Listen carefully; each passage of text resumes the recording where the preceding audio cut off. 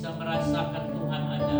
Sebab itu Tuhan, Engkau ada bekerja di tempat ini. Engkau yang mengurapi, Engkau yang menguduskan kami Tuhan. Terima kasih banyak Bapa, terima kasih. Sucikan kami Tuhan, untuk kami bisa melakukan seluruh pekerjaan yang ada di tempat ini Tuhan. Engkau mengurapi kami Tuhan. Tuhan, Engkau bawa jemaat-Mu untuk segera hadir, menikmati akan bait-Mu, bersorak-sorak di dalam Engkau, memuji nama-Mu, memuliakan nama-Mu Tuhan. Terima kasih banyak Bapa. Dalam nama Tuhan Yesus Kristus kami berdoa. Amin.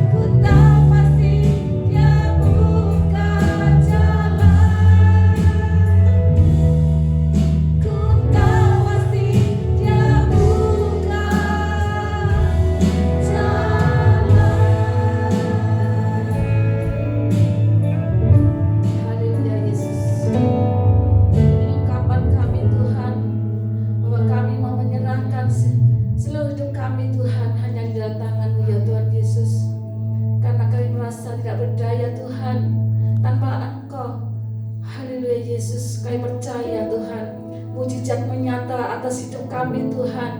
Buat saudara kami ya Tuhan Yesus yang sakit Tuhan, kami percaya mujizat-Mu nyata Tuhan.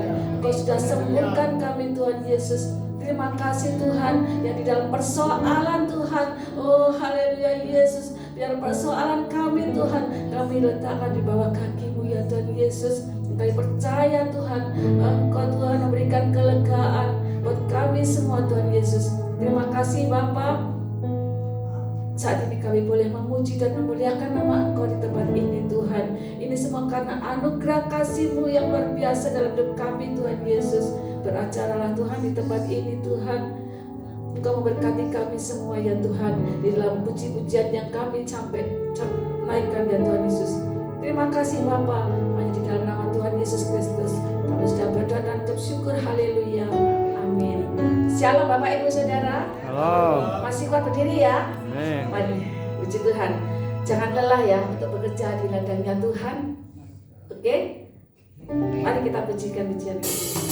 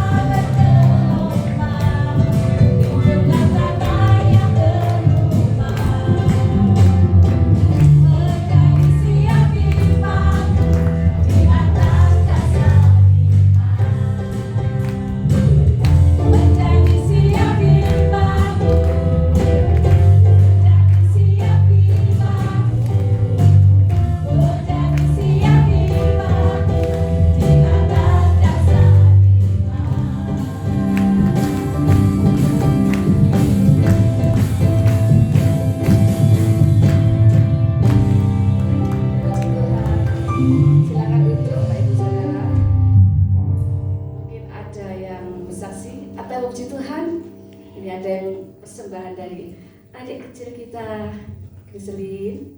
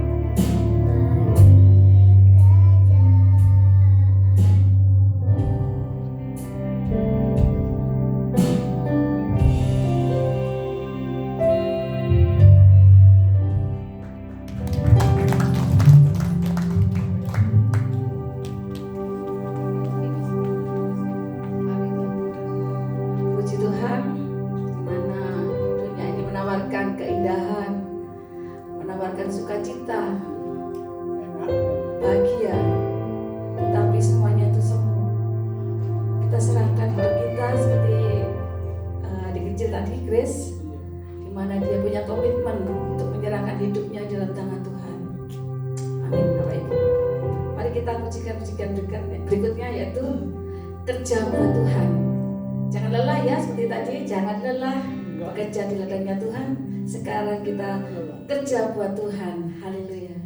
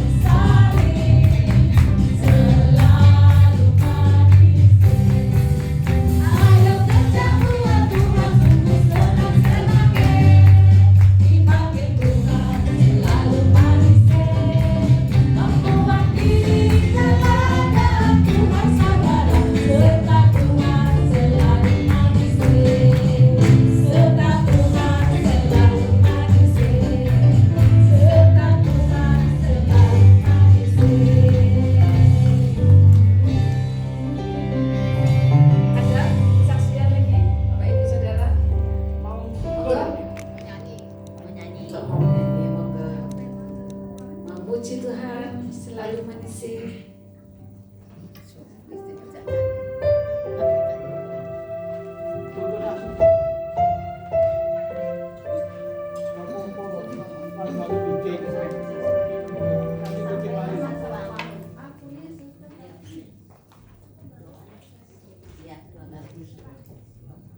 Nonik.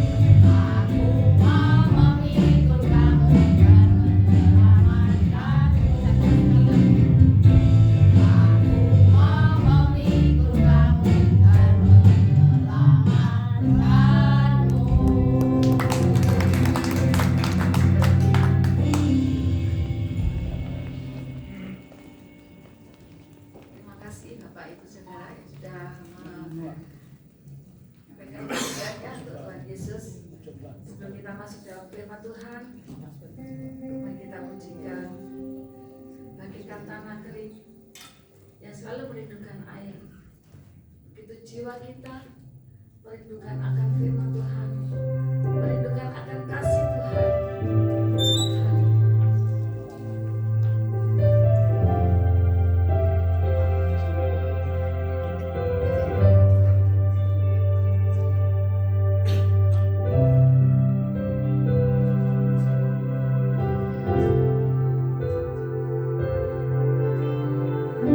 Bagaikan tanah kering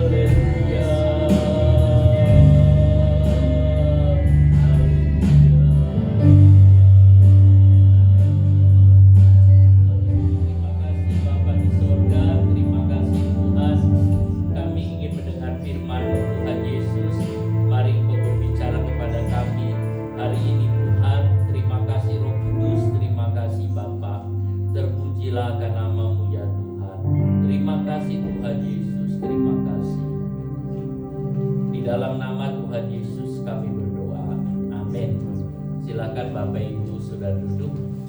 Haleluya, puji Tuhan. Bagaimana kabar saudara hari ini? Oke, puji Tuhan. Saudara, ya kabar saudara baik sekali. Nah, saudara, hari ini saya ingin kita melihat tentang bukan perumpamaan, ya bisa perumpamaan bisa sesuatu yang nyata dari Tuhan Yesus tentang orang kaya dan Lazarus yang miskin. Saudara pernah mendengar cerita ini tentu, tetapi coba kita akan lihat lagi, saudara. Ini perlu untuk kita bisa melihat dari kisah ini juga kita bisa melihat tentang kehidupan sesudah kematian, saudara. Bahwa ada kehidupan, kita melihat tentang sorga dan neraka. Ini poin-poin yang ada. Nah, khotbah ini jarang di dalam penelitian, di dalam survei, saudara, jarang orang mau mengkhotbahkan tentang hal ini, karena mereka lebih senang berkhotbah tentang iman, tentang motivasi, tentang kemakmuran, tentang kesuksesan. Orang lebih senang dengan khotbah itu. Tetapi saudara, kita perlu lihat hal ini karena ini juga tertulis dalam Alkitab. Nah, kita akan melihat atau kita akan membaca Lukas 16. Di Lukas 16 ada satu kisah. Saya akan bacakan saja Lukas 16. Cukup banyak, tetapi kita perlu membacanya keseluruhan. Saudara, Lukas 16 ayat 19 sampai 31. Ada seorang kaya yang selalu berpakaian jubah ungu dan kain halus, dan setiap hari ia bersukaria dalam kemewahan. Dan ada seorang pengemis bernama Lazarus, badannya penuh dengan borok, berbaring dekat pintu rumah orang kaya itu, dan ingin menghilangkan laparnya dengan apa yang jatuh dari meja orang kaya itu. Malahan anjing-anjing datang dan menjilat boroknya. Kemudian matilah orang miskin itu, lalu dibawa oleh malaikat-malaikat ke pangkuan Abraham. Orang kaya itu juga mati lalu dikuburkan. Dan sementara ia menderita sengsara di alam maut, ia memandang ke atas, dan dari jauh dilihatnya Abraham dan Lazarus duduk di pangkuannya. Lalu ia berseru katanya, "Bapa Abraham, kasihanilah aku, suruhlah Lazarus supaya ia mencelupkan ujung jarinya ke dalam air dan menyejukkan lidahku, sebab aku sangat kesakitan dalam nyala api ini." Tetapi Abraham berkata, "Anak, ingatlah bahwa engkau telah menerima segala yang baik sewaktu hidupmu, sedangkan Lazarus segala yang buruk. Sekarang ia mendapat hiburan dan engkau sangat menderita. Selain daripada itu, di antara kami dan engkau terbentang jurang yang tidak terseberangi, supaya mereka yang mau pergi dari sini kepadamu ataupun mereka yang mau datang dari situ kepada kami tidak dapat menyeberang." Kata orang itu, "Kalau demikian, aku minta kepadamu, Bapa, supaya engkau menyuruh dia ke rumah ayahku. Sebab masih ada 5 orang saudaraku, supaya ia memperingati mereka dengan sungguh-sungguh, agar mereka jangan masuk kelak ke dalam tempat penderitaan itu." Tetapi kata Abraham, "Ada pada mereka kesaksian Musa dan para nabi, baiklah mereka mendengarkan kesaksian itu."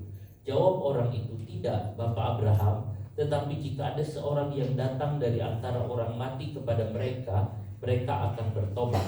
Kata Abraham kepadanya, "Jika mereka tidak mendengarkan kesaksian Musa dan para nabi, mereka tidak juga mau diyakinkan sekalipun oleh seorang yang bangkit dari antara orang mati." Saudara, ini yang diucapkan oleh Tuhan Yesus. Yang diucapkan oleh Tuhan Yesus, saya merasa, saudara, untuk memperjelas supaya orang mengerti dengan sederhana. Padahal kalau Tuhan Yesus mau cerita lebih dalam lagi, lebih jelas lagi, mungkin saudara agak-agak juga tentang neraka, tentang apa, mungkin agak menakutkan, atau ada sesuatu yang mungkin lebih begitu, lebih dalam lagi. Saudara, jadi saya melihat di sini hanya sedikit. Tadi kita baca cuman pendek ya, saudara, yang kita baca. Mungkin waktu Tuhan Yesus bicara kepada murid-murid dengan menerangkan itu lebih banyak lagi. Hanya Lukas menulis sebegitu.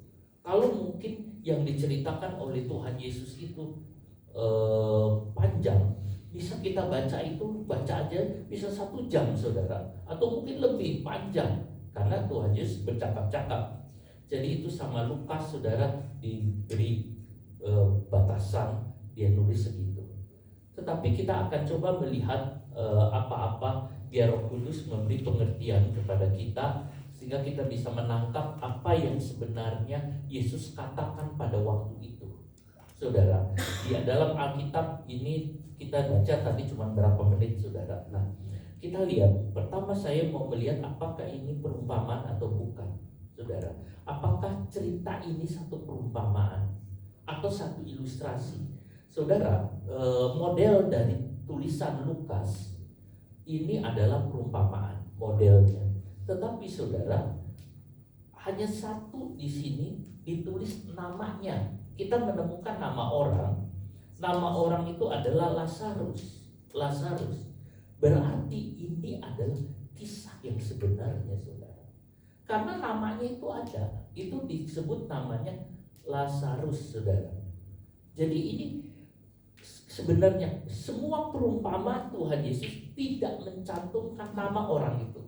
Misalnya tentang perumpamaan lalang dengan gandum, perumpamaan tentang seorang perempuan yang sedang mencari mata koinnya yang hilang, itu namanya nggak disebut. Ini namanya disebut. Itu sebab ini sesuatu yang benar saudara, sesuatu yang nyata ya. Yang kedua saudara, mengapa Tuhan Yesus menceritakan hal ini? Mengapa Tuhan Yesus menerangkan hal ini? Apa hubungannya? Saudara, Lukas 16 ayat 14. Kita lihat ini, semuanya ini didengar oleh orang-orang Farisi, hamba-hamba uang itu, dan mereka mencemoohkan dia. Saudara, ayat ini sebenarnya Tuhan mau bercerita kepada orang Farisi. Orang Farisi ini dikatakan tentang orang Farisi yang disebut hamba uang.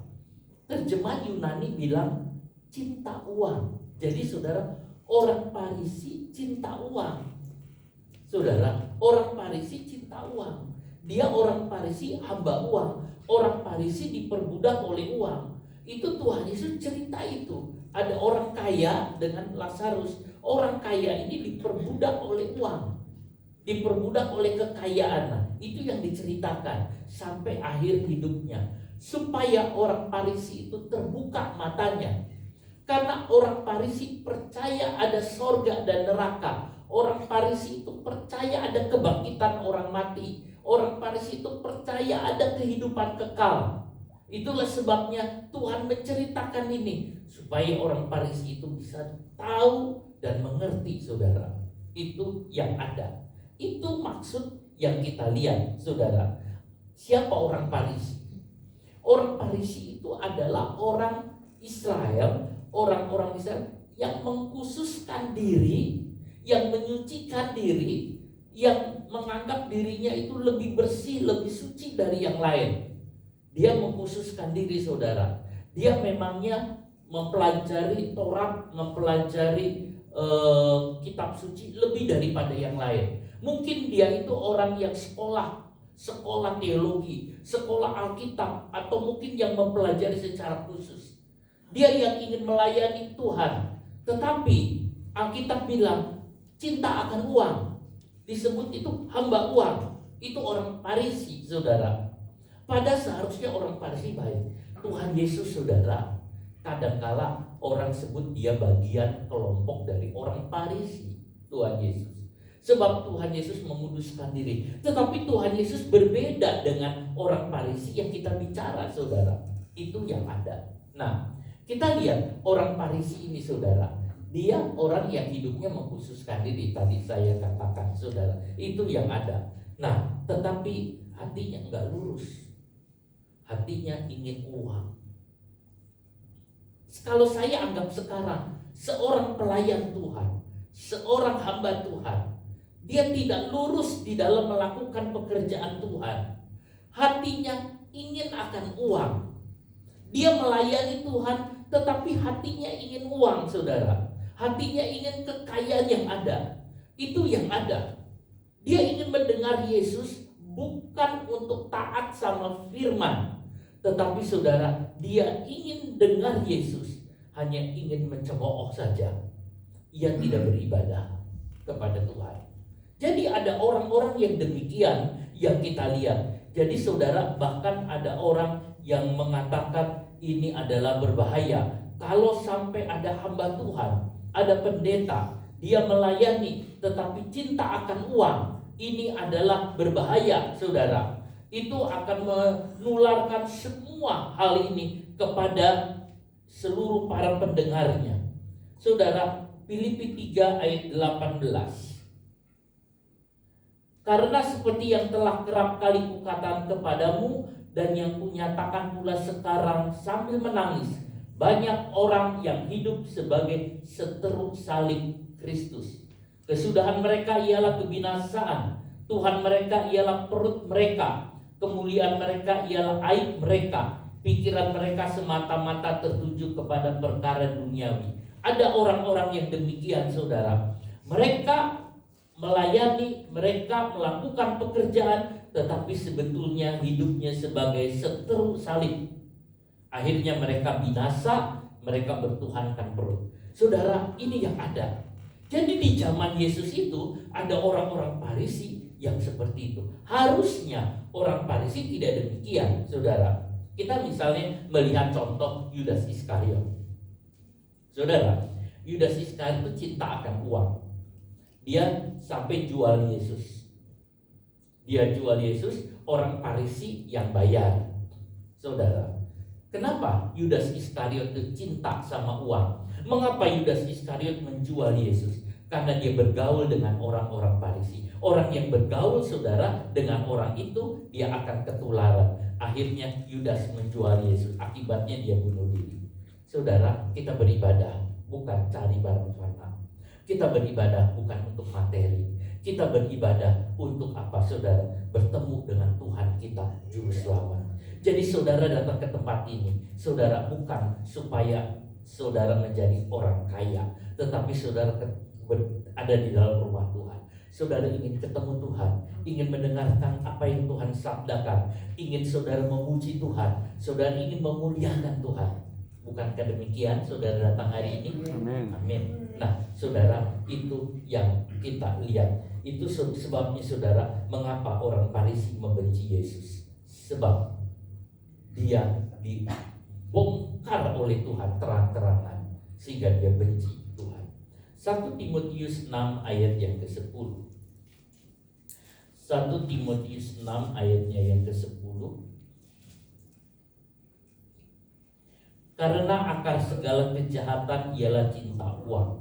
Sebab oleh memburu uanglah beberapa orang telah menyimpang dari iman dan menyiksa dirinya dengan berbagai-bagai duka. Saudara, ya, cinta akan uang itu akar segala jenis kejahatan. Saudara, ada orang lagi bagian dari kelompok orang Farisi. Ini sudah lebih baik, dia datang kepada Tuhan.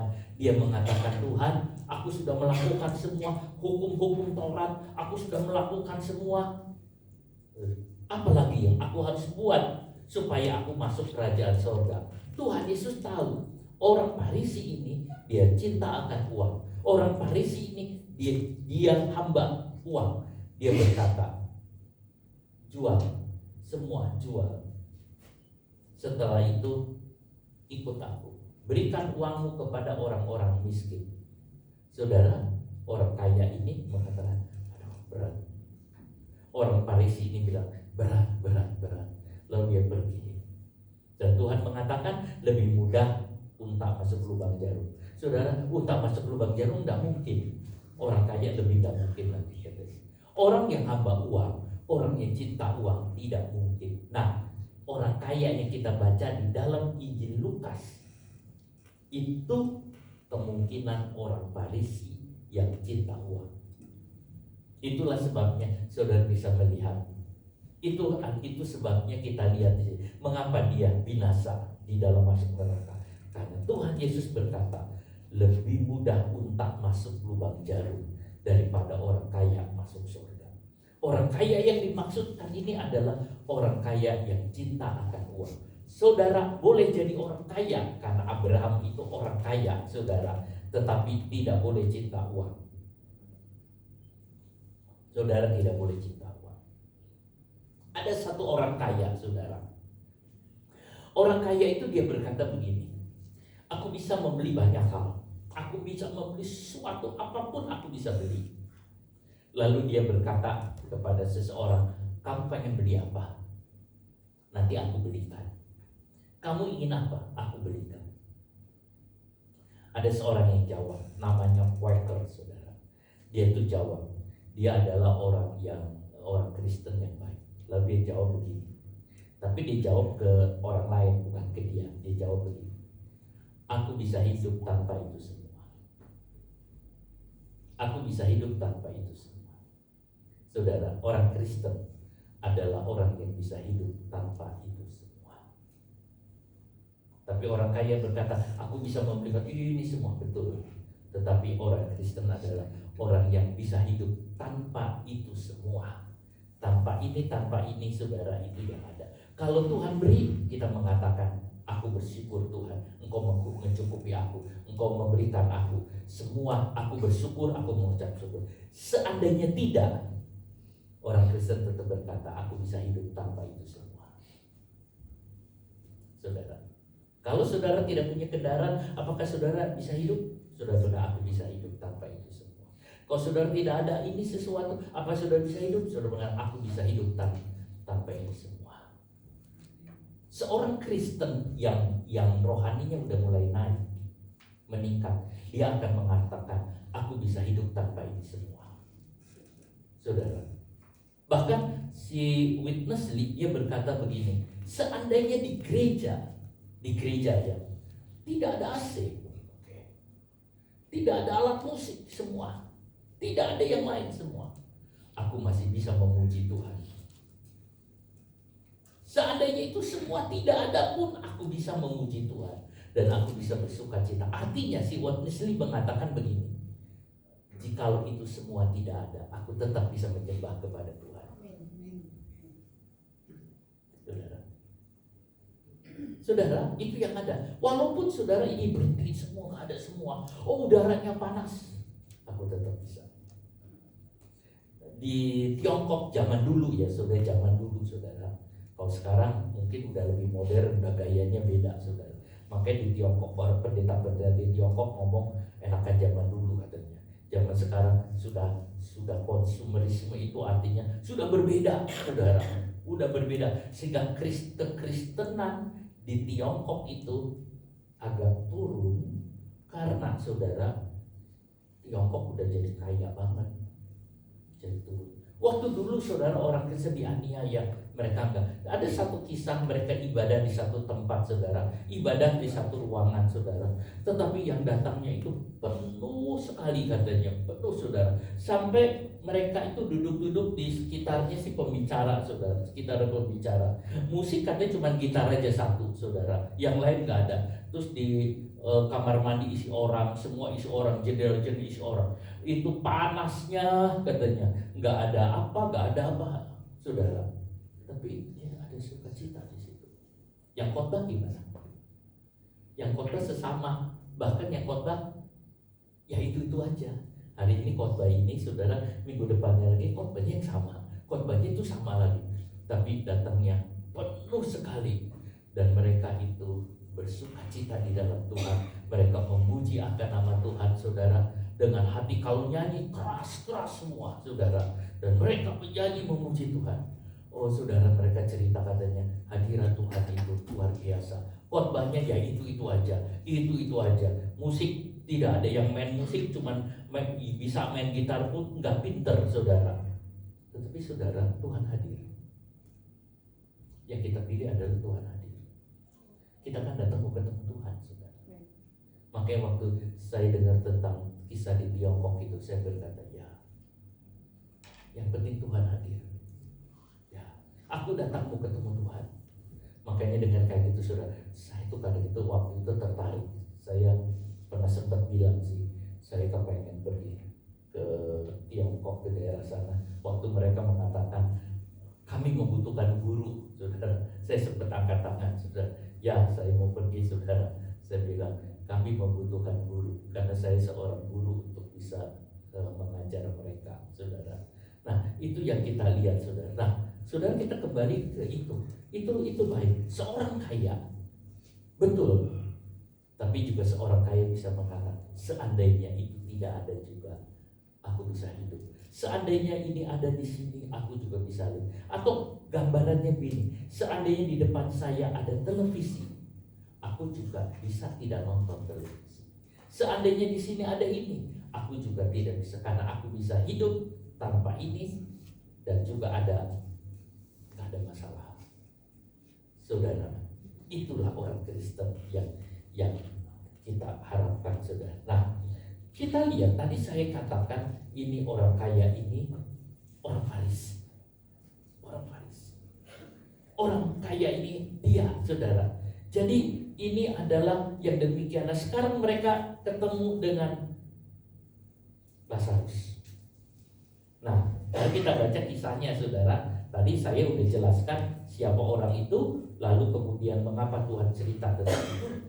Dikatakan di sini ada seorang kaya, namanya nggak disebut, tapi ada orang menulis namanya Dave, dia katanya, saudara. Pada Dave itu artinya kaya dalam bahasa Latin. Ada seorang kaya, dia biasa pakai baju warna ungu. Ada di sini yang pakai baju warna ungu. Wah, saudara, baju warna ungu itu baju yang paling bagus waktu itu, saudara. Baju, sebab warna ungunya itu dari satu kerang atau apa, sudah ditumbuk segala lalu dikasih warna. Itu pakaian mahal. Jadi baju warna ungu pakaian mahal. Kalau ditambah lenan halus warna putih yang mengkilat, hanya orang kaya yang bisa beli. Itu harganya mahal sekali, saudara. Kalau sekarang saya nggak tahu ya baju yang paling mahal itu merek apa, saudara. Tapi saudara, itu udah paling mahal sekali, saudara. Ya, saudara, itu paling mahal sekali. Udah nggak ada lagi yang lain, saudara. Wah, waktu zaman saya, saudara, kalau orang pakai baju merek Arrow, saudara, wah, keren katanya. Sekarang udah enggak, saudara. Pokoknya itu mahal sekali. Itu pakaian yang paling mahal. Tiap hari dia pakai kayak gini. Tetapi saudara, dia kaya secara materi, tetapi miskin secara rohani. Itu seperti gereja di Laodikia. Dia kaya, semuanya kayanya. Aku punya, aku memiliki. Tapi matanya buta dan dia telanjang dan dia sangat miskin kata Tuhan. Saudara, orang kaya ini pakai pakaiannya mewah, mahal, pakaiannya mungkin branded dan sebagainya, saudara. Ini yang ada. Nah, kain ungu itu dengan kalenan halus itu biasanya ada di dalam tabernakel. Saudara, itu yang dia pakai. Wah, keren.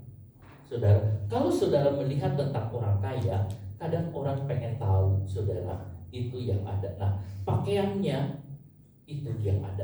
Pakaian apa yang paling mahal saat ini saya tidak tahu, saudara. Kita sih bisa pakai, ya kalau kita ada kita pakai, saudara. Yang penting itu baik, saudara. Yang penting itu rapi, yang penting itu sopan, sudah cukup, saudara. Itu kita punya pakaian, saudara. Nah, tapi orang ini enggak. Dia mau menunjukkan diri adalah orang yang ada. Siapa itu? Sekali lagi saya katakan orang Farisi, saudara. Nah, ini berbahaya. Dia seperti Raja Herodes yang selalu berpakaian mewah. Raja Herodes memang begitu. Saudara, kalau kita membicarakan orang kaya, kadang senang orang membicarakan orang kaya. Siapa orang kaya? Siapa orang nomor satu di dunia ini yang kekayaannya paling besar? Orang sudah membuat satu rit, nomor satu siapa, nomor dua siapa, nomor tiga siapa, nomor empat siapa, dengan kekayaan yang banyak. Dan orang mengatakan hebat ya, luar biasa. Dan semua menghormati, semua mengagungkan, saudara. Ya, siapa yang paling kaya, siapa yang paling mewah. Tetapi di Alkitab ini saudara, Tuhan Yesus tidak menyebut namanya orang kaya. Lukas tidak mau menulis namanya dalam Alkitab. Lukas nggak mau. Tuhan Yesus tidak menyebut, dan Lukas tidak mau menulis namanya dalam Alkitab. Mungkin dikatakan orang yang seperti ini, yang istilahnya orang yang demikian, walaupun dia orang terhormat, walaupun dia orang yang dihargai, tetapi tidak tertulis namanya dalam Alkitab. Saudara, itu yang ada. Jadi cerita ini saudara, Tuhan tidak hargai. Tapi orang miskin, orang yang melarat, orang yang borok, orang yang minta-minta, namanya ditulis oleh Lukas dalam Alkitab. Namanya adalah Lazarus. Lazarus itu artinya saudara, Tuhan yang menolong. Namanya Lazarus. Saudara pilih mana? Nama yang ditulis oleh Tuhan Yesus atau nama yang tidak ditulis oleh Tuhan Yesus? Orang mengagungkan dia, orang menghormati. Wah, ini orang hebat, ini orang nomor 1. Saudara, tetapi Lazarus, saudara, orang yang biasa, tapi dia yang ditulis namanya dalam Alkitab. Kita memilih adalah nama yang tertulis dalam Alkitab tentunya. Saudara, itu yang ada. Nah, saudara melihat ada banyak orang-orang yang kaya yang demikian. Saya ingat saudara, waktu revolusi di Filipina, saudara, Presiden Marcos diturunkan, lalu dicek kekayaan istrinya, saudara, sepatunya 3.000 pasang. Sepatu 3.000 pasang, saudara.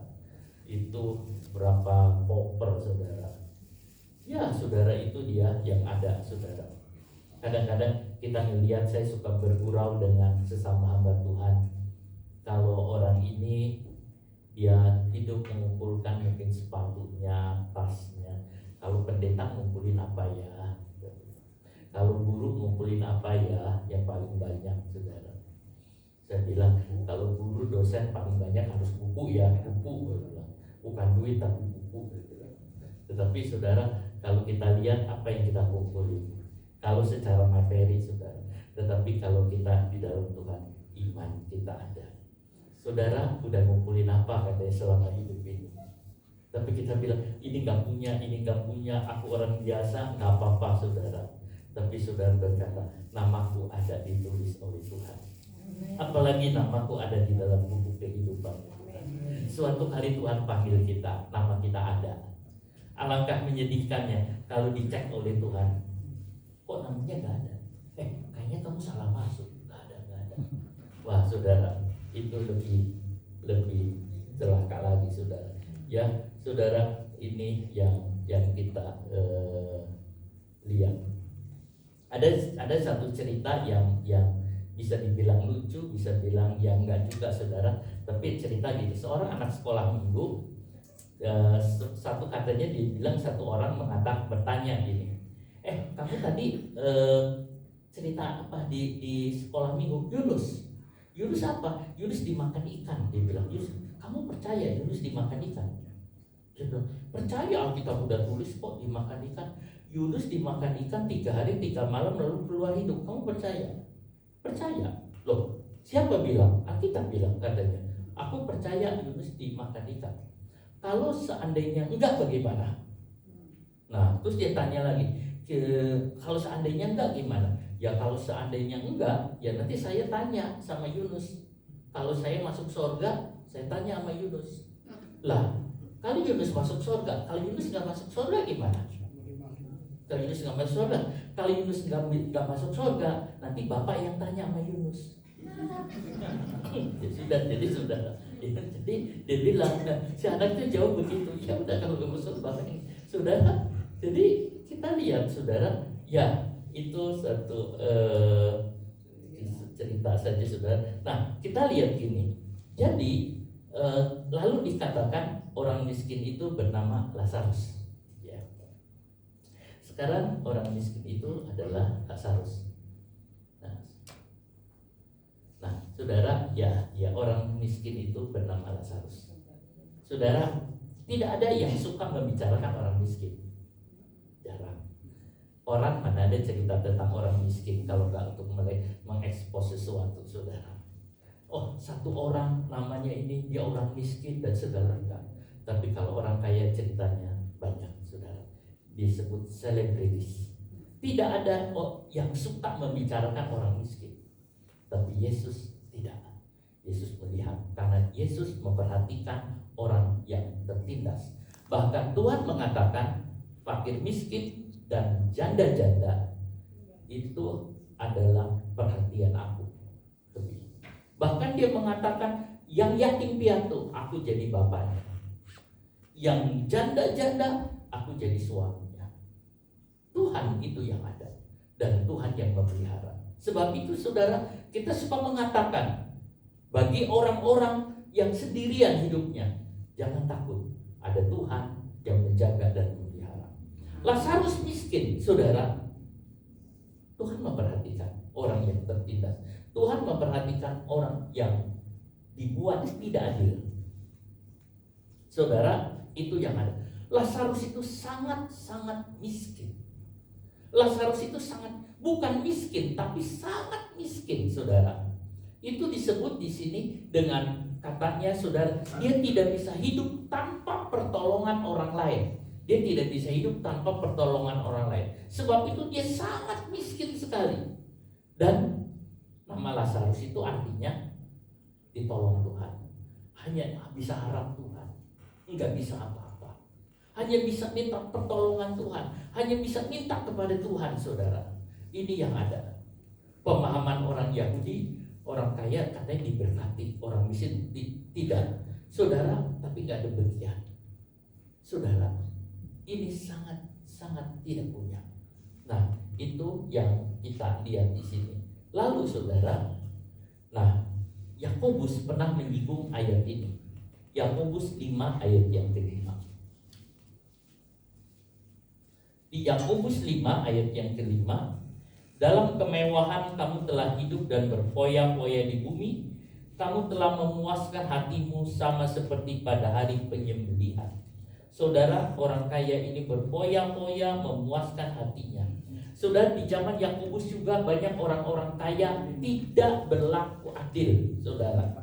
Mereka apa? Mereka menahan upah. Ada orang-orang kaya suka menahan upah karyawannya, saudara.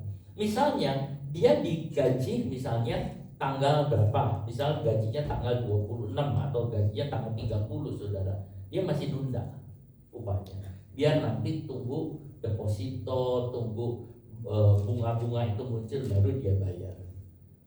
Tuhan melihat ketidakadilan dari orang kaya. Itu yang ditegur oleh Yakobus. Seorang Kristen, kalau dia adalah seorang pemimpin, dia adalah seorang diberi oleh Tuhan menjadi seorang pimpinan di perusahaan, dia tidak boleh mengambil hak atau menahan upah karyawannya. Dia harus membayar tepat pada waktunya. Sebab begini, saudara, mereka orang-orang itu, saudara, roti bagi orang kaya, sudahlah, gak suka ya apa-apa buang. Tapi bagi orang sesuatu itu, makanan itu adalah nyawa. Menahan upah itu adalah, saudara, menahan upah itu artinya seolah-olah kita mempermainkan nyawa orang. Itulah sebabnya Tuhan itu bela, saudara. Itu yang Yakobus bilang. Tuhan membela ketidakadilan. Ada hubungan antara bos dengan karyawan. Dia harus melakukan hal itu. Karyawan bekerja dengan baik, saudara. Orang Kristen kerja dengan baik. Karyawan itu kerja dengan baik dengan semuanya. Tetapi atasannya juga memberikan sesuatu dengan baik. Itu ada hubungannya. Di dalam Alkitab dijelaskan dengan baik, saudara, apa yang dilakukan oleh pemimpin-pemimpin dan apa yang dilakukan oleh karyawan yang ada. Nah, Yakobus mengatakan orang-orang kaya ini suka melakukan demikian. Tetapi kita, kalau Tuhan berkati saudara menjadi orang kaya, saudara, selain saudara tidak cinta uang, tapi saudara menjalankan semua dengan baik dalam keadilan. Sebab kalau tidak, Tuhan akan bela orang itu dan saudara akan mengalami masalah seperti yang di Alkitab katakan dalam penyembelihan, saudara.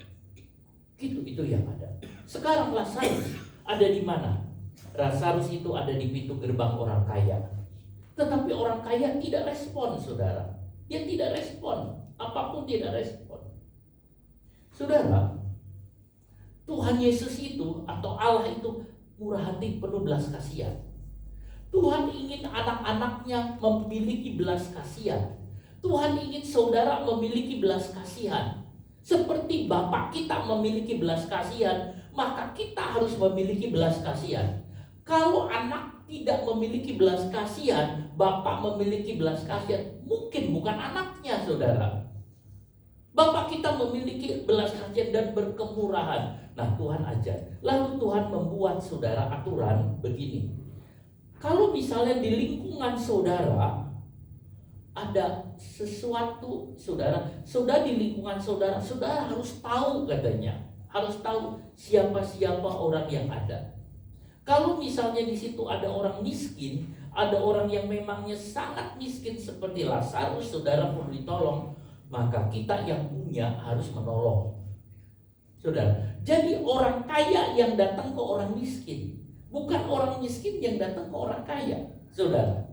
Jadi aturan Talmud di Yahudi, tradisi Yahudi mengajarkan orang kaya ini datang ke orang miskin, dia mau menolong, dia mau mimpin. Oh iya, kamu aku bantu, aku tolong. Lalu saudara, kalau sampai ada orang miskin datang kepada orang kaya, itu Tuhan anggap salah. Tuhan bilang salah, nggak boleh.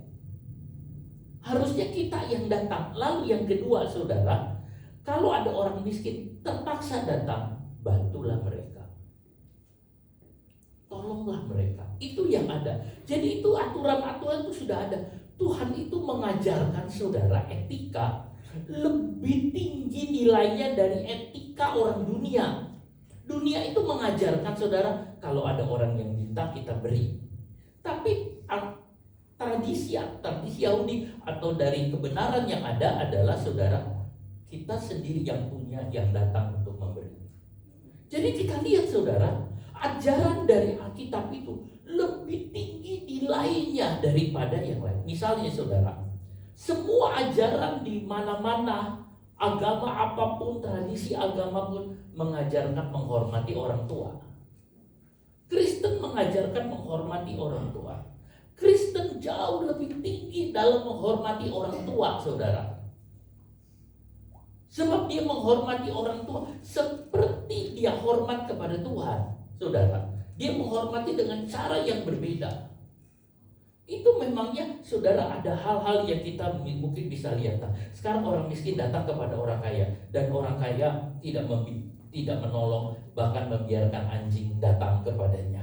Saudara, Lazarus ada di sekitar orang kaya itu, tapi orang kaya tidak merespon sama sekali. Dia datang, lalu dia tidak respon. Saudara, kalau orang ketemu sama orang, itu adalah kehendak Tuhan. Saudara, kalau saudara ketemu dengan seseorang, itu adalah kehendak Tuhan. Saudara tanya, apakah yang aku akan bisa bantu? Saudara bertanya kepada Tuhan dalam doa, Tuhan, apa yang saya bisa bantu? Tuhan, apa yang saya bisa tolong? Kalau memang Tuhan saudara menyuruh saudara menolong, maka saudara akan menolong dia, karena saudara adalah perantara yang dari Tuhan. Saudara, itu yang ada. Saudara lihat, saya pernah belajar tentang sistem keuangan, saudara, sistem keuangan atau mungkin namanya administrasi Tuhan. Saudara, kalau kita dapat dari Tuhan, dengan mudah kita bisa memberikannya. Bahkan kita diajar, saudara, kalau kita mendapat sesuatu dari Tuhan, kita berkata, Tuhan, buat siapa ini? Buat saya kah? Atau buat yang lain? Kalau Tuhan mengatakan berikan kepada yang lain, maka hati kita harus rela. Yuk kita berikan kepada yang lain, saudara. Jadi bukan kita mengatakan oh iya. Saudara, ada saudara sebagian orang Kristen, saudara, di satu daerah sedang mengadakan acara, saudara, lalu ada tim dari lain negara, saudara, dia mau bantu di situ. Dia mengatakan, aku minta sponsor untuk membiayai acara seminar di sini. Lalu dikirim uang saudara, sama panitianya diambil, disembunyikan sebagian di sini. Itu bukan cara kita. Cara kita adalah ini memangnya kita berikan semua. Kalau memang Tuhan berikan, suruh berikan. Itu adalah caranya seperti Sungai Yordan masuk ke Danau Galilea, saudara. Aliran dari Danau Galilea itu keluar.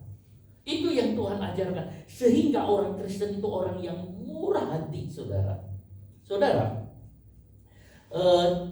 hal-hal sederhananya begini, saudara. Ada orang pergi ke pasar, Udah pergi ke pasar, dia belanja, saudara. Beli apa? Beli duku, misalnya, saudara. Beli duku. Duku berapa? Segini. Oh, kok mahal banget? Murahin ya, turunin ya. Turun lagi. Masih murah, turunin ya.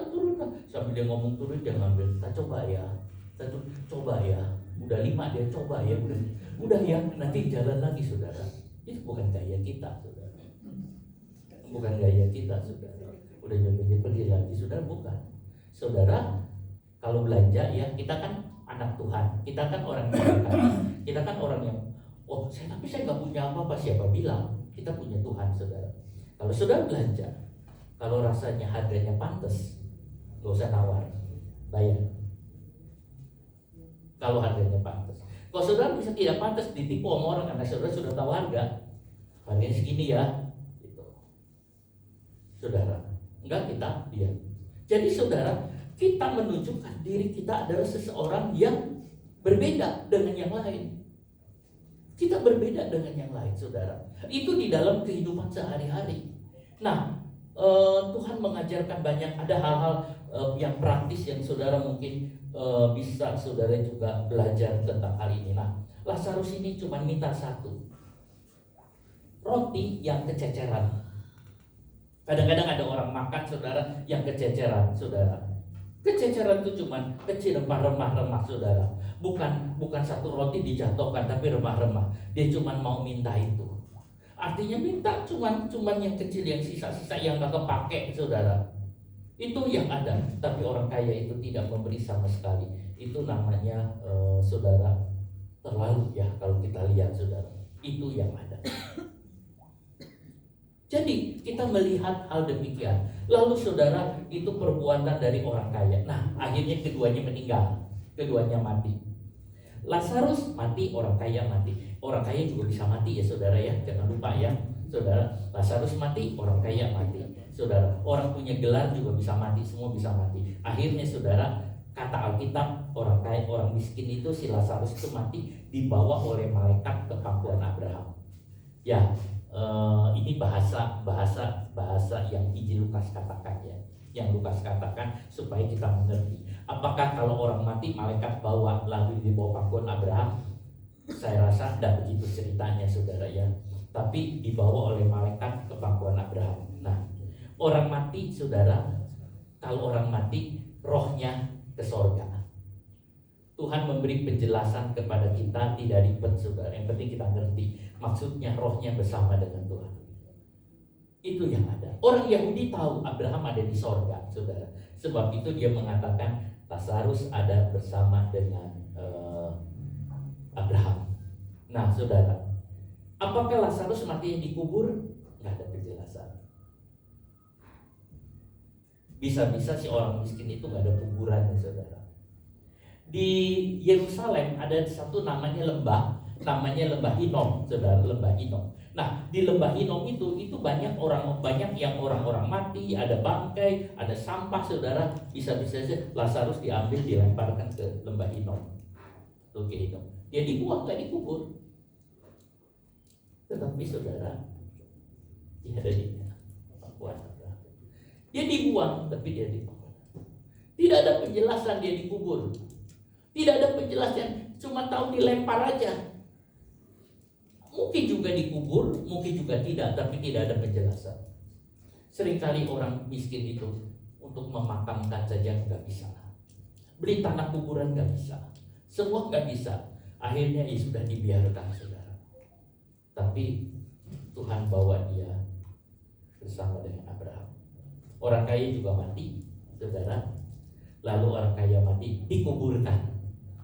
Ayat Alkitab bilang orang kaya mati dikuburkan. Mungkin pengiringnya banyak, mungkin saudara ada doa-doa penghiburan, ada jasa-jasa dan semua ada saudara, tetapi tidak berguna itu semua. Sebab yang paling penting selagi masih hidup. Orang-orang mengatakan orang kaya ini orang baik dan sebagainya, tapi tidak berguna. Ada saudara di satu gereja saudara, majelis gereja. Di situ ada majelis gereja sudah umur, laki-laki udah umur, udah tua, dia mati saudara. Majelis gerejanya itu begini saudara, baik sekali. Dia suka menolong orang, dia suka merawat, membantu. Itu orang-orang yang baik. Itu seorang yang diaken yang baik. Orang semua tahu kebaikannya dia. Dia mati saudara. Pada waktu mati saudara, pendetanya khotbah. Di tengah khotbah dia ngomong begini saudara, Bapak Ibu, saya harus bilang kepada semua, orang ini mati tidak masuk surga. Gitu. Orang ini mati tidak masuk surga karena dia berbuat baik kepada banyak orang. Semua orang kaget. Oh, berani-beraninya pendeta ini ngomong kayak gitu. Saudara, teman saya pernah khotbah saudara, dia ngomong gitu, tapi untuk orang yang gantung diri. Pulangnya saudara diancam, awas lu ya saudara. Tapi itu pendeta Sony saudara, dia ngomong, pernah kita khotbah, dia pernah khotbah, saya bilang kau terlalu berani. Tapi pendeta itu ngomong begitu saudara untuk majelisnya. Terus dia tambahin, dia masuk surga karena percaya Yesus. Semua orang tepuk tangan. Karena dia mengatakan bukan dia berbuat baik, tetapi karena percaya Yesus. Itu inti utamanya saudara. Jadi saudara, kita ngelihat di sini. Lalu bagaimana Tuhan cerita tentang orang kaya ini saudara? Orang kaya mati dan dikuburkan, mungkin diantar dengan banyak orang, ditangisi. Karena orang Yahudi mengatakan yang nangisnya makin banyak saudara itu makin baik. Tetapi tidak demikian saudara. Kita lihat hal ini saudara. Nah, Lazarus dan orang kaya saudara, lalu mereka ke tempatnya masing-masing. Saudara, kalau kita lihat saudara, ini Lazarus di luar, ini orang kaya. Akhirnya Lazarus di dalam, orang kayanya di luar saudara. Kita lihat ini Lazarus diangkat naik ke sini saudara. Lalu ini orang kayanya ada di dalam api neraka saudara. Kalau kita lihat tentang ini saudara, saya coba lihat gambar berikutnya. Nah saudara, kalau saudara lihat gambar ini, ada orang menggambarkan tentang alam kubur ini kayak gini saudara. Alam kubur yang ada di dalam Injil Lukas. Ini saudara dibagi dua ya. Ini namanya Hades atau Sheol sebelum Yesus bangkit ya, saudara. Ini dibagi dua. Ini disebut sorga. Ini yang disebut dengan neraka, saudara, alam maut. Di sini ada Abusos, ini penjaranya setan. Di sini ada Tartaro, penjaranya malaikat. Jadi malaikat yang berbuat dosa masuk ke Tartaro, setan yang paling jahat masuk di sini, dan orang kaya ini masuk ke sini. Orang kaya masuk di sini, saudara. Lalu kemudian ini ada jurang besar. Di sini Lazarus masuk ke sini. Jadi dari sini ke sini nggak ada hubungan, tidak ada hubungan orang ini dengan ini. Ini yang ada, saudara. Nah, Hades itu tempat yang tidak diketahui, tempat yang jauh sekali. Ini gambarannya demikian. Jadi masuk sini, masuk sini. Saudara, itu kira-kira gambaran.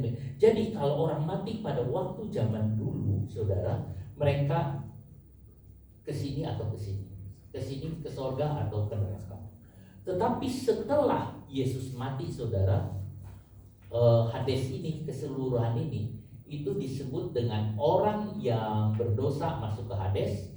Orang yang bersama dengan orang yang di dalam Kristus mati bersama dengan Kristus. Artinya tinggal bersama dengan Yesus. Nah, saudara, kisah Lazarus masih model begitu, saudara. Ini yang kita bisa lihat, saudara. Nah, saudara, kalau demikian kita bisa lihat ini, apa itu kekekalan? Saudaraku, kekal itu ada. Kekal itu artinya tidak ada batas. Kekal itu artinya tidak ada usia. Kekal itu terus gak ada umur sama sekali. Kekal itu tempatnya Allah. Semua yang ada di dunia ini tidak ada yang kekal. Lampu, saudara, ada umurnya. Mungkin dia katakan berapa jam dia akan sebentar lagi mati. Saya punya LCD ada umurnya, saudara. Setelah kira-kira 3.000 mungkin udah lampunya udah mesti diganti. Atau mungkin harus ganti baru, saudara. Itu yang ada, semua ada. Manusia ada umurnya. Semua di bumi ini ada umurnya, saudara. Kayu ada umurnya, apapun ada umurnya, saudara. Segala sesuatu ada umurnya. Itu yang ada, saudara. Tidak ada yang kekal di dunia ini. Termasuk badan manusia, tidak ada yang kekal, saudara. Manusia itu fana, saudara. Jadi kita lihat, yang kekal itu Allah. Jadi saudaraku, dari Allah yang kekal, lalu kita lihat di sini ada dunia, saudara. Dunia yang fana. Yesus yang kekal juga masuk ke dunia yang fana. Kemudian Yesus mati, dia dalam kekekalan lah balik. Demikian juga Tuhan membawa kepada kita kekekalan. Saudara, ada kehidupan kekal. Artinya kehidupan selama-lamanya hidup. Dan itu tidak berubah, saudara. Jadi Yesus bangkit. Yesus akan membawa saudara kepada kekekalan, kehidupan kekal. Orang-orang para ahli menyelidiki tentang kekekalan. Kekal itu tidak tahu apa, saudara. Kekal itu tidak tahu apa. Saudara, kekal. Kekal itu saudara selama-lamanya. Dengan selama-lamanya kadang-kadang enak, saudara. Saya beli barang, garansi. Berapa garansinya? Berapa lama? Seumur hidup. Senang, saudara. Garansi seumur hidup, saudara. Saudara, itu saya beli speaker, saudara, garansi seumur hidup katanya. Wah, saudara, kalau ini selama-lamanya. Kalau kita bisa hidup bersama dengan Tuhan selama-lamanya. Saudara, selama-lamanya. Itu masih bahasa yang banyak orang tidak mengerti. Kekal selama-lamanya. Saudara, kita selama-lamanya. Saudara, dari kekekalan sampai kekekalan. Saudara, sekarang kita lihat neraka itu apa? Bagi orang berdosa, Yesus adalah juru selamat. Bagi orang percaya, Yesus adalah sorga. Bagi orang yang menolak, Yesus itu neraka, hukuman rasanya, saudara. Jadi kita lihat neraka itu orang yang menolak Kristus. Itu yang ada, saudara. Lalu kita lihat beberapa pandangan. Saudara, saya memberi pandangan-pandangan dari banyak orang, saudara. Ada orang yang memberi pandangan namanya universalisme. Pandangannya begini. Dia bilang begini, Tuhan itu baik, Tuhan itu baik. Tuhan itu tidak akan menghukum siapapun ke neraka. Pasti gak akan. Kalau Tuhan menghukum ke neraka, Tuhan itu jahat. Karena neraka itu mengerikan, menakutkan. Jadi pasti Tuhan gak akan membawa orang ke neraka. Bagaimana dengan orang jahat? Walaupun orang jahat sekalipun, pasti ada kebaikannya. Sejahat-jahatnya orang, pasti ada kebaikannya sedikit. Jadi Tuhan tidak akan membawa orang ke neraka. Saudara, jadi sorga dan neraka dilihat dari kebaikan. Ini pahami. Jadi dia mengatakan, gak mungkin Tuhan mau masukkan orang ke neraka. Orang jahat aja di dunia dihukum paling-paling 10 tahun. Mungkin Tuhan hukum 100 tahun lah. Jadi gak mungkin selama-lamanya. Itu pandangan universalisme. Itu pandangan yang keliru, pandangan yang salah. Masalahnya, mereka memang enggak mau masuk surga. Mereka menolak, saudara. Itu yang ada. Itu pandangan universalisme. Ada pandangan lainnya, saudara. Pandangan anihilasionisme itu begini. Neraka itu tidak kekal. Jadi kalau ada orang jahat dimasukin neraka, kalau Tuhan rasa udah cukup, Tuhan bilang stop. Sudah cukup hukumannya. Lalu dia dipindahkan ke surga. Itu juga salah, saudara. Ada orang bilang, jadi istilahnya udah cukup, lalu dipindahkan ke surga. Itu salah. Mereka mengatakan neraka tidak kekal. Jadi ada pandangan-pandangan banyak orang untuk mengurangi neraka sehingga orang tidak berpikir tentang bagaimana kita harus jadi baik.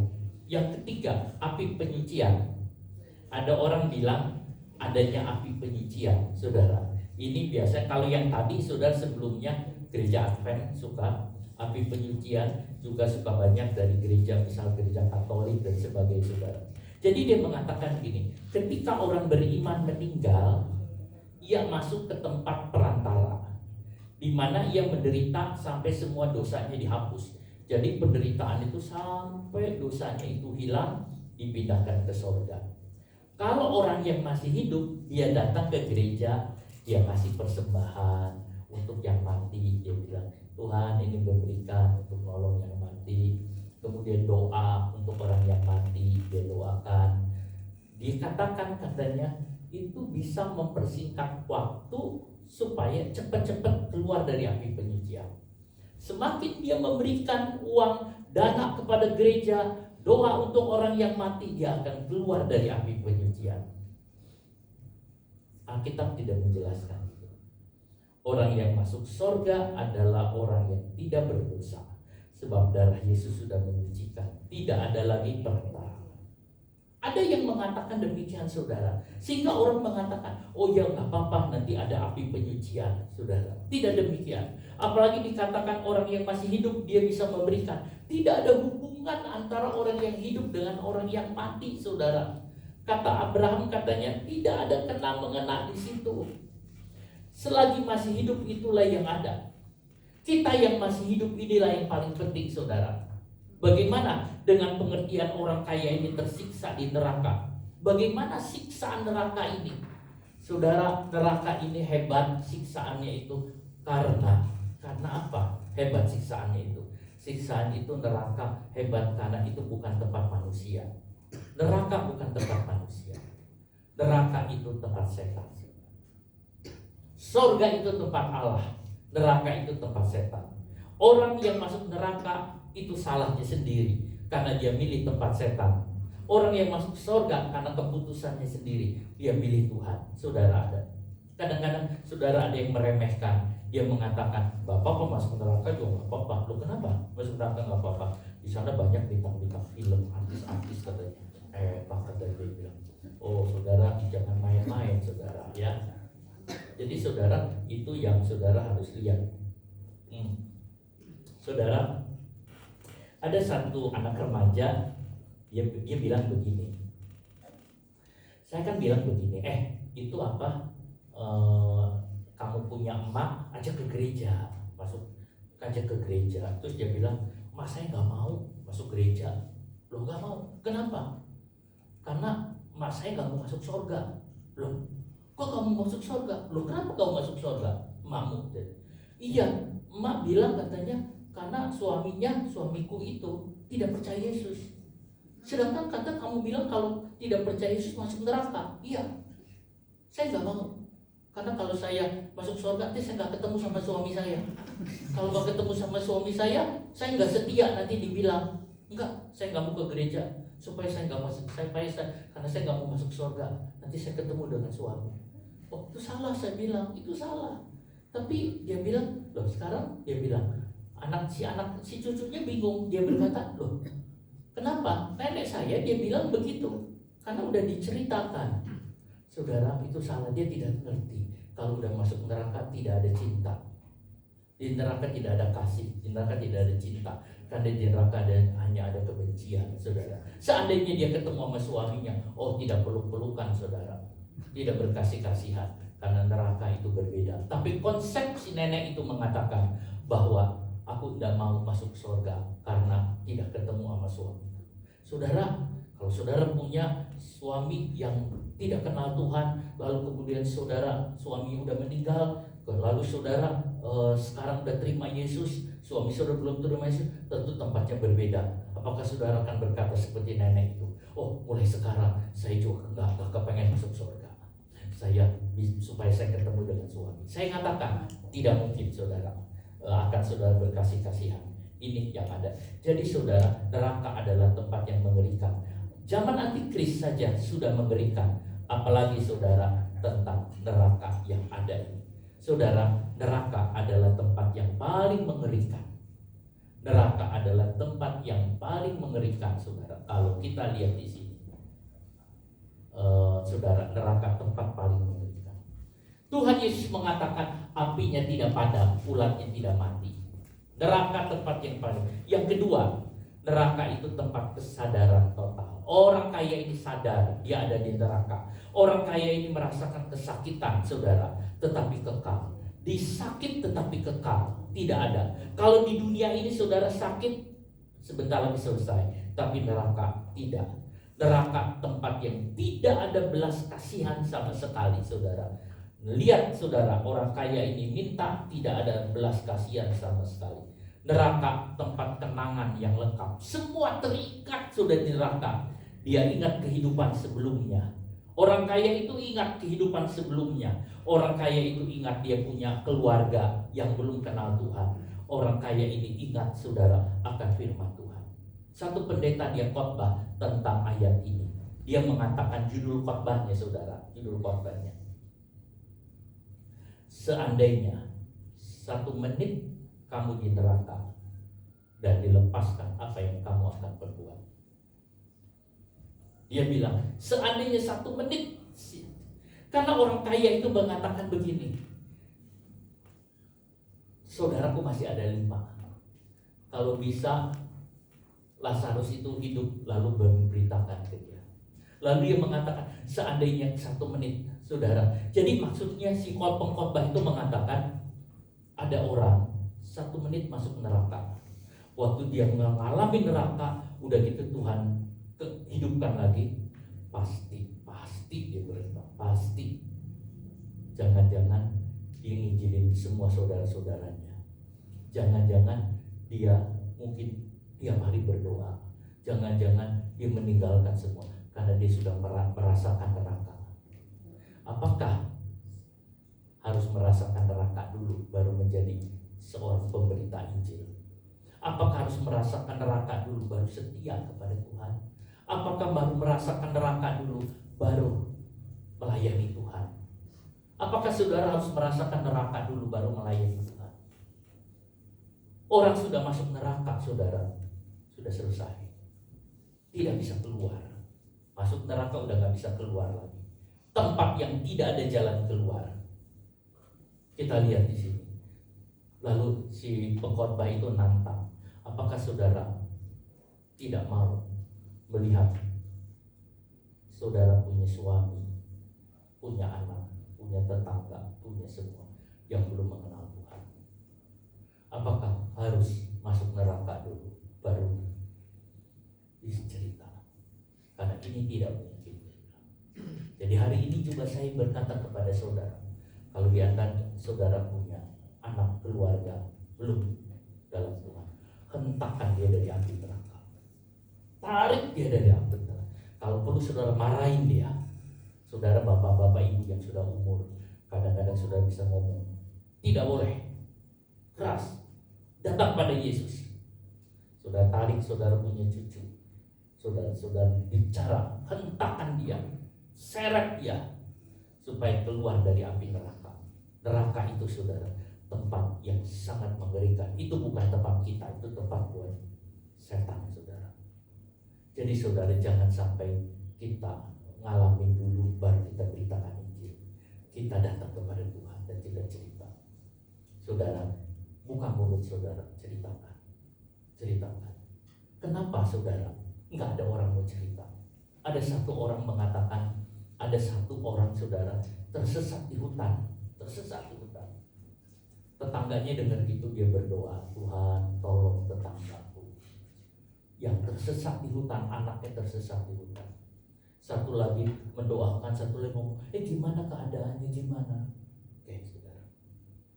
Terus saya berpikir, seandainya anakmu yang tersesat, kamu lakukan apa?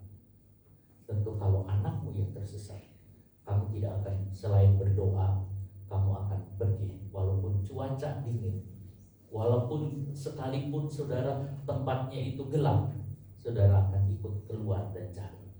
sebab itu adalah anak saudara sendiri. Tapi kalau anak orang lain, saudara, dan saya berdoa buat dia, ya itu udah baik, saya ini buat dia itu baik. Tapi kalau anak saudara sendiri, pasti saudara akan berbeda, sebab anak saudara sendiri. Kalau kita menganggap dengan cinta dari Tuhan yang diberikan kepada saya dan saudara, cinta dari Tuhan, saudara akan menganggap itu bagian dari hidup saudara. Saudara bukan hanya mendoakan, tapi saudara menceritakan tentang Kristus Juru Selamat. Saudara, sebab apa? Ya, coba saudara pikirkan. Kalau anak saudara yang alami kecelakaan, mungkin pesawat jatuh kecelakaan, maka saudara akan nunggu, saudara akan cari, saudara akan lihat, telusuri sampai beberapa hari, saudara akan lihat segala macam, saudara cari di koran, di mana saudara akan tanya. Tapi kalau bukan, saudara cuma dia sudahlah. Tetapi kita diberi oleh Tuhan sesuatu yang berbeda. Saudara, kita minta kasih Tuhan memenuhi saudara, penuh dengan kasih Tuhan, supaya saudara mempunyai hati untuk ingin menyelamatkan orang lain. Api neraka itu mengerikan, menakutkan. Kita masuk di dalam doa. Haleluya.